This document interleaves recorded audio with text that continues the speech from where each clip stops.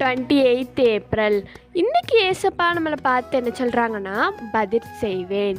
பிரியமானவர்களே, பழிவாங்குதல் எனக்குரியது, நானே பதில் செய்வேன் என்று கர்த்தர் சொல்லுகிறார்னு ரோமர் 12:19 சொல்லப்பட்டிருக்கு. இந்த வசனத்தில் ஏசப்பா நம்மளை பார்த்து என்ன சொல்கிறாங்கன்னா, நம்மளுக்கு விரோதமாக குற்றம் செய்கிறவங்க, நம்மளை துன்பப்படுத்துகிறவங்கள நம்ம பழி வாங்கக்கூடாது.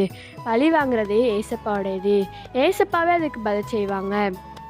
நம்மளுக்கு எதிராக யாராவது நின்னாங்கன்னா ஏசப்பா நம்மளுக்காக நீதி செய்வாங்க. நம்ம பக்கம் நியாயம் இருந்துச்சா ஏசப்பா கரெக்டான நீதி செய்வாங்க. நம்ம கூட பல நேரங்களில் தவறான நீதி செஞ்சுருக்கலாம். ஆனால் ஏசப்பா நியாயம் இருந்துச்சுன்னா கண்டிப்பாக கரெக்டான நீதி நம்மளுக்கு செய்வாங்க.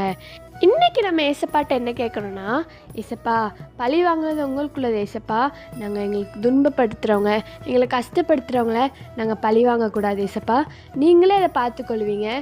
நாங்கள் பழி வாங்காமல் இருக்க நீங்கள் எங்களுக்கு உதவி செய்யுங்கன்னு சொல்லுங்கள். ஏசப்பா உங்களுக்கு உதவி செய்வாங்க.